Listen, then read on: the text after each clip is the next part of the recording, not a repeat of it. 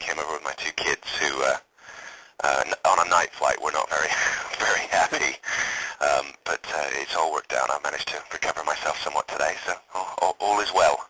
Do you come over to the UK often? Because I know you were born here, weren't you? Yeah, I was born here. I moved to Montreal in my teens. My mother had remarried a Canadian, so we moved there. And I come back. Well, I used to come back at least once a year, but I haven't been back in a couple of years.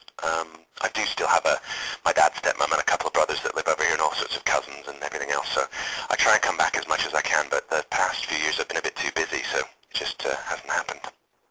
Okay, so I was just going to do a few questions about Flash Gordon and your character. Absolutely. Okay, could you tell me a little bit about the series and especially your character? Well, the series obviously is based upon the original comic strip, Alex Raymond's legendary comic strip, and as has been the case with probably every incarnation of Flash Gordon, there is certainly an effort to make it a more contemporary show and sort of bring it into this era. It's definitely its own take on the premise of Flash Gordon. Some people in North America have used the term a reimagining to sort of get the idea that it's certainly keeping some of the basic elements but then extrapolating from there. So it definitely got a number of different types of elements in terms of the style of the show. As the season goes on, we do spend more and more time on Mongo and sort of the alien culture and the alien world of that and all the different races and species and the intricacies of Ming's court and all those sorts of things. So it gets a bit more complex as things go along. I play a character called Rankol, who is not in the original comic series. He's a new character, but he certainly has elements of the character that Peter Wingard played in the film version from 1980, right. In the sense that he is Ming's right-hand man, head torturer, chief scientist, and somewhat nefarious, character. What's interesting about the way that they've written him up for this show is that he has a couple of things. One is that he moves about with this very strange form of locomotion where he kind of sort of drifts in and out of rooms.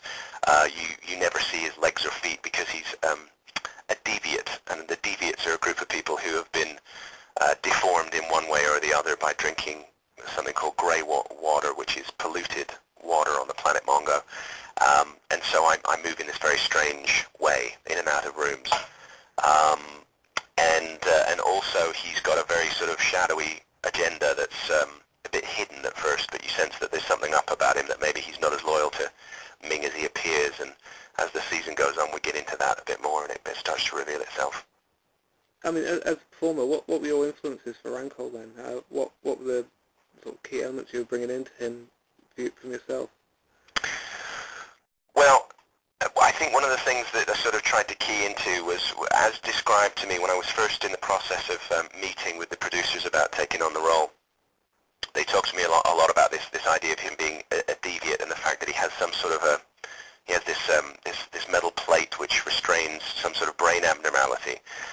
But they hadn't really fully sketched out what that was or how it works. So I sort of, at that point, took that to mean that obviously on one hand he was very clever, but on the other hand perhaps somewhat afflicted.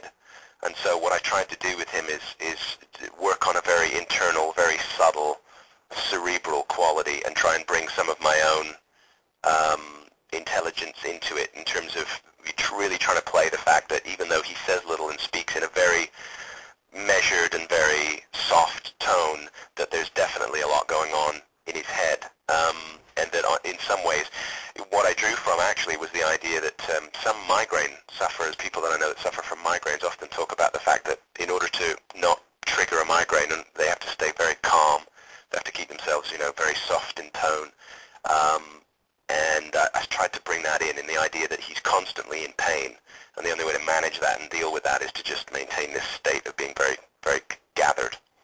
And so that's really what I tried to bring into the character from the get-go.